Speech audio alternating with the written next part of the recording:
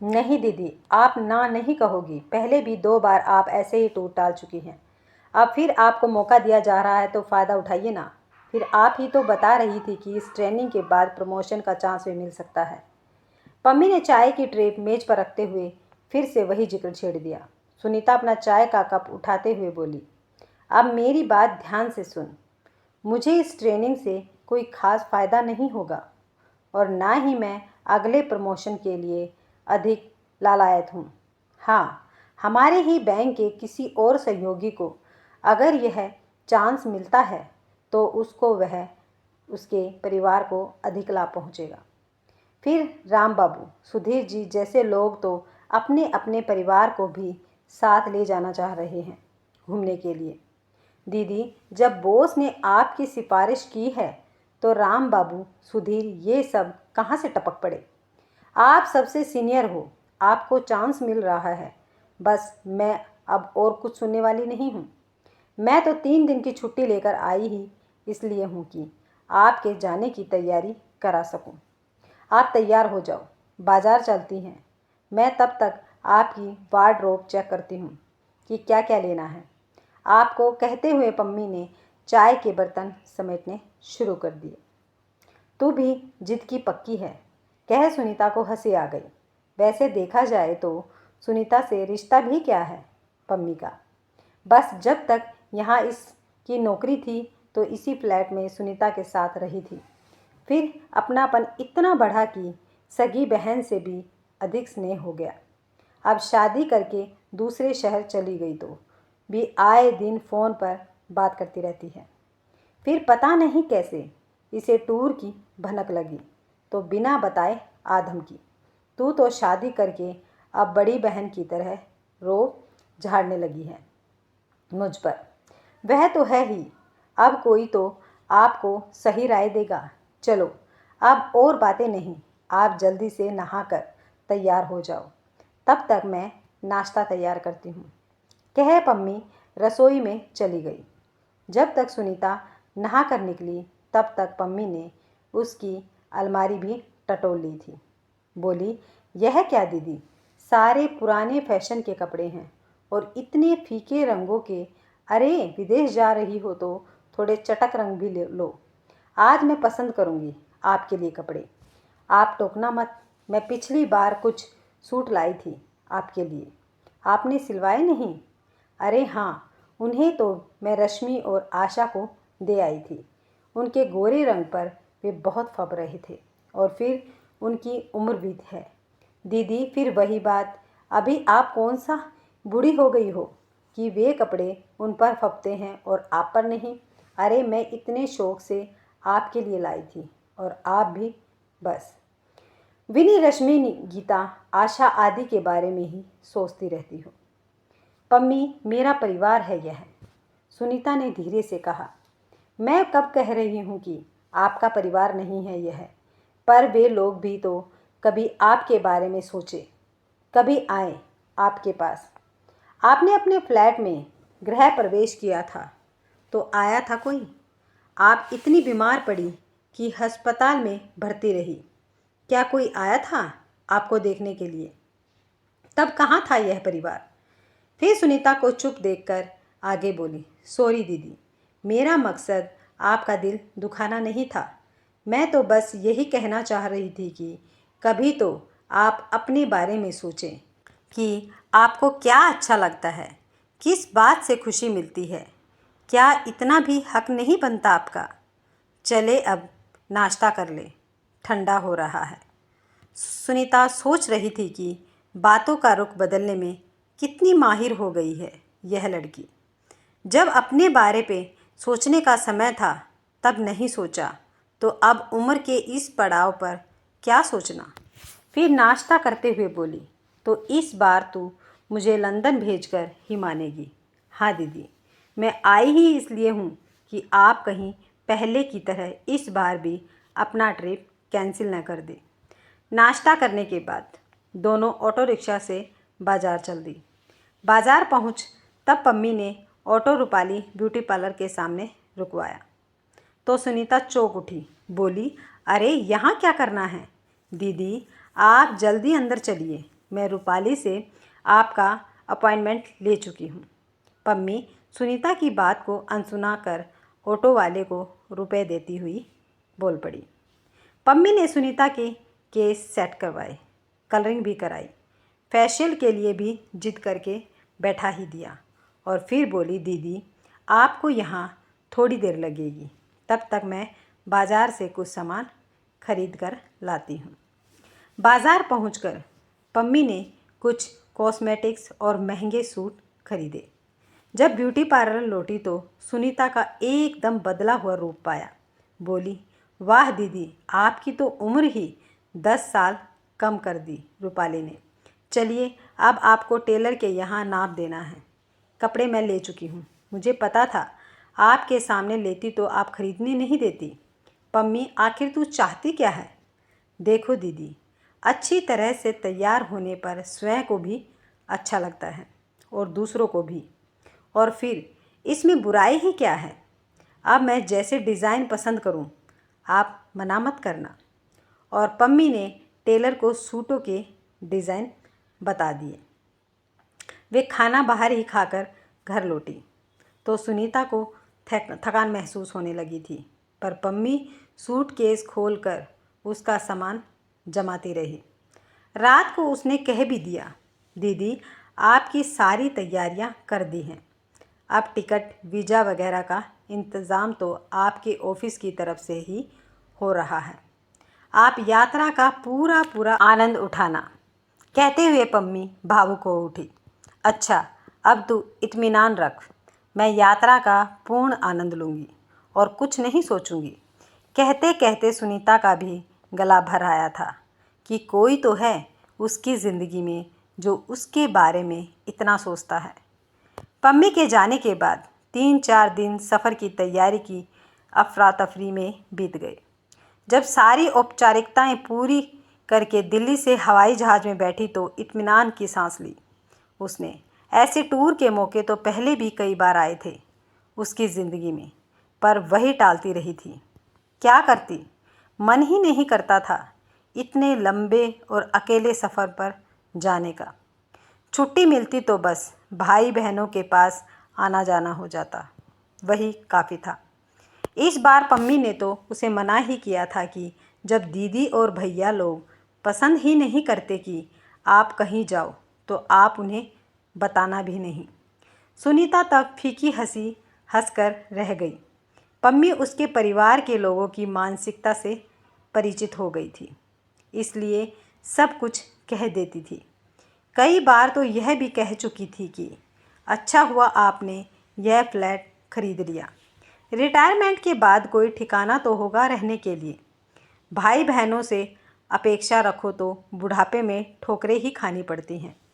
आपको तो पेंशन भी अच्छी खासी मिलेगी, आराम से रहना, यह नहीं कि सब लुटाती रहो। पम्मी की बातें कभी कभी सुनीता को चुप तो जाती थी, पर वह ठीक ही बोलती थी, क्योंकि ऐसे कई उदाहरण सुनीता देख भी चुकी थी। कब तक आंखें मूंदे रहें सबसे। प्लेन में बैठे बैठे सुनीता का मन अतीत में इतना डूबने लगा था, पूरे 44 वर्ष की हो गई वह। क्या खोया क्या पाया। कभी कभी विश्लेषण करती है तो लगता है कि खोया ही खोया है उसने। पढ़ाई में मेधावी रही तो कम उम्र में ही बैंक में नौकरी लग गई। फिर अकस्मात पिता का देहांत हो गया तो भाई बहनों का दायित्व आ पड़ा। उसके कमज़ोर कंधों पर दीदी की शादी, भैया की पढ़ाई, छोटी बहनों के खर्चे सब वहन करते करते अपनी शादी का ख्याल तो उसे बस एक बार ही आया था, जब प्रखर को देखा था। प्रखर आर्मी मैनेजर था, वही झांसी में ट्रेनिंग के लिए आया था। तब उसकी सहेली ने ही परिचय करवाया था। प्रखर शानदार व्यक्तित्व और हंसमुख स्वभाव का था। उसने तो बातों ही बातों में प्रपोज भी कर दिया था, पर घर वालों का विरोध। वह नौकरी छोड़कर प्रखर के साथ चली गई तो भाई बहनों का दायित्व कौन वहन करेगा। प्रखर इस दो टूक इनकार से इतना नाराज़ हुआ कि अपनी ट्रेनिंग बीच में ही छोड़कर चला गया था। सुनीता भी कई दिनों तक भूल नहीं पाई थी उसे, कई दिनों तक ही क्यों, प्रखर का व्यक्तित्व तो आज भी ताज़ा है उसकी आंखों में। बाद में भी कई बार रिश्तों की बात चली, पर कभी किसी तो कभी किसी कारण अस्वीकार होती रहती थी। पूर्वा दीदी ने तो एक बार अपनी तरफ से रिश्ता तय ही कर दिया था। बोली, सुनीता, दीपक भी बैंक में ही अफसर हैं, पारिवारिक कारणों से अब तक विवाह नहीं किया। मैंने तेरी बात चलाई है, शाम को खाने पर बुला लिया है उसे। ठीक तरह से तैयार होकर आ जाना, पुरानी किसी बात का जिक्र मत करना, समझी। वह ठीक समय पर पहुंच गई थी। खाने पीने तक माहौल सामान्य रहा। दीपक देखने में ठीक ठाक ही था। फिर पूर्वा ने ही प्रस्ताव रखा, दीपक, अब तुम सुनीता को लेकर कहीं घूम आओ, ठीक है। दीपक के साथ बगल में कार में बैठते समय सुनीता कुछ असहज हो गई थी। पुराने रिश्ते याद आए, कई बार अस्वीकार होने का बोध हुआ। दीपक ने धीरे से उसका हाथ सहलाया था, पर वह तो पसीने से नहा उठी थी। क्या बात है, तबीयत ठीक नहीं है क्या आपकी? हाँ, शायद ऐसा ही कुछ है। वह स्वयं नहीं समझ पाई थी कि हुआ क्या है। और लड़कियां तो शादी के नाम से ही खुश हो जाती हैं, पर आप तो इतनी ठंडी। दीपक के ये शब्द भीतर तक चुभते चले गए थे। सुनीता के वह जिद करके बीच रास्ते में ही उतर गई थी। उसने निश्चय कर लिया था कि अब कभी विवाह के बारे में सोचेगी भी नहीं। मैडम, आप शायद सो गई थी। आपका नाश्ता, एयर होस्टेस पूछ रही थी। सुनीता को तब ख्याल आया कि शायद उन्नीदेपन में भी मन विचार तंद्रा में ही डूबा रहा। थोड़ा जूस लेकर वह कुछ सहज हुई तो साथ लाई पुस्तक के पन्ने पलटने चाहे, पर मन तो फिर पुरानी यादों में भटकने लगा था। अब पम्मी को कैसे बताए अपने मन की स्थिति? वह तो जब तक कह देती है, दीदी, आपकी ऐसी उम्र नहीं हुई कि शादी के बारे में सोचे ही नहीं। कोई मनपसंद साथी मिले तो ज़रूर विचार करना। बड़ी उम्र में भी एक अच्छे साथी की ज़रूरत होती ही है। पम्मी, अब मैं एक तरह से वैराग्नी हो गई हूँ। उस दिन पता नहीं कैसे सुनीता के मुंह से निकल गया था, कोई वैराग्नी नहीं हुई है। मैंने आपकी एक डायरी देखी है, कितनी प्रेम कविताएं लिखी हुई हैं आपने। पम्मी के कहे एक एक शब्द के बारे में गंभीरता से सोचती सुनीता को पता ही नहीं चला कि उसका प्लेन हिथ्रो एयरपोर्ट पर लैंड कर रहा है। हिथ्रो एयरपोर्ट की चकाचौंध मन को लुभा गई थी। कस्टम ऑफिस से बाहर आते ही चमकती दुकानें, लोगों की भीड़ भाड़, लंबा चौड़ा एयरपोर्ट, फिर बाहर ऑफिस की ही टैक्सी लेने आ गई थी। विदेशी धरती पर पहला कदम, सब कुछ बदला बदला, साफ सुथरा और मन को मोह लेने वाला था। फिर होटल में रिसेप्शन से चाबी लेते समय पता चला कि उसका कमरा नंबर 302 है और 303 में भी एक भारतीय ही है, नारायण, जो बेंगलुरु से आए हैं। Hello, I am Narayan. Narayan ने हाथ आगे बढ़ाया। I am Sunita. सुनीता ने भी हाथ बढ़ा दिया था। एक बार तो चौंक ही गई थी सुनीता। लगा जैसे प्रखर ही सामने आ गया हो। वही डील डोल, वही कद, कानों के पास के बालों में ज़रूर हल्की सफ़ेदी झांक रही थी, पर प्रखर भी इस उम्र में। चलिए, हमारे कमरे पास पास ही हैं, कहकर नारायण ने उसका बैग उठा लिया। नारायण उसे पहली मुलाकात में ही काफ़ी मिलनसार और मजाकिया स्वभाव का लगा था। बातों से लगा ही नहीं कि अब वे विदेशी भूमि पर हैं। कमरे में सामान रखकर दोनों कॉफ़ी पीने लाउंज में आ गए थे और कॉफ़ी पीते पीते ही नारायण ने उसे हॉस्टल की सारी व्यवस्थाओं से भी परिचित करवा दिया था। चलिए, अब आप कमरे में जाकर काम कीजिए, मैं थोड़ी देर अपने लैपटॉप पर काम करूँगा। शाम को खाने पर मिलते हैं, नारायण ने बड़े अपनेपन से कहा था। सुनीता स्वयं सोच रही थी कि प्लेन में तो ठीक से सो नहीं पाई, अब नहा धोकर गहरी नींद लेगी। ताकि शाम तक कुछ ताजगी महसूस हो। शाम को खाने के समय और भी सहयोगियों ने से परिचय हुआ। नारायण ने सबसे मिलवा दिया था। आप दोनों पुराने परिचित हैं, एक विदेशी ने तो सुनीता से पूछ ही लिया था। और तब नारायण उसे देखकर मुस्कुरा दिया था। कुल मिलाकर सुनीता को सारा माहौल सौहार्दपूर्ण लगा था। कहीं कुछ पूछना हो तो नारायण बड़े अपनेपन से मदद कर देता था। एक हफ्ता कॉन्फ्रेंस चली और फिर एक हफ्ते का वहीं से यूरोप घूमने का प्रोग्राम बन गया था। नए शहर, ऐतिहासिक इमारतें, खूबसूरत वादियाँ, झीलें, फूलों से लहलाते बगीचे, सभी कुछ भव्य था। और नारायण के सानिध्य ने दोनों को काफ़ी पास ला दिया था।